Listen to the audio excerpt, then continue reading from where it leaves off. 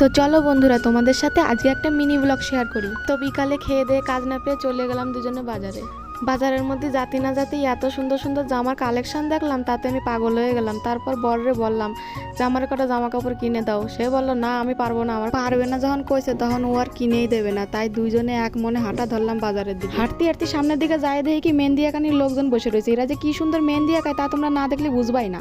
এই দেখো কি একটা কাণ্ড, আমরা তাই ভাঙা ঘরে আর গরু থাই দালান ঘরে, তাও আবার এসিরা খাতি খাতি শুয়ে রয়েছে। তারপর আর কি, গরু দেখতে দেখতে চলে আসলাম এটিএম এর সামনে। ও মা, এটিএম এর সামনে এসে দেই এই ব্যক্তি তো ফর্মা নিয়ে একদম এটিএম এর ভিতরে চলে যাচ্ছে। তারপর আবার দেখি একটু পরে বেরোয়ও আসলো। বেরোয় আসার পর করে কি আমি জুতো কিনবো। ও মা, তার মানে কিছু একটা মাল করে তুলেই নিয়ে আইছে। দেখো দেখো, জুতো কেনার খুশিতে একা একাই চলে যাচ্ছে। পিছনে যে বউটা পড়ে রয়েছে তাও দেখতেছে না।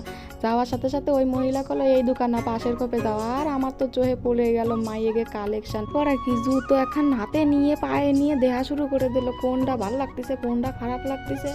এত দেখা দেহির পরেও তার নাকি একটা জুতো পছন্দ আছে। এখন আবার আমার দেখাচ্ছে কোনটা নেবো, এটা নেবো না ওটা নেবো। আমি বললাম তোমার যেটা পছন্দ তুমি সেটাই নাও। এত জুতো দেখার পর এত কিছু করার পর বাবু আমার কয় কি জুতো আমার পছন্দ হয় না, আমি নেবো না একটা জুতো। দোকান দিয়ে বেরোই দেখি কি সুন্দর একটা দুর্গা মূর্তি, কত সুন্দর তাই না।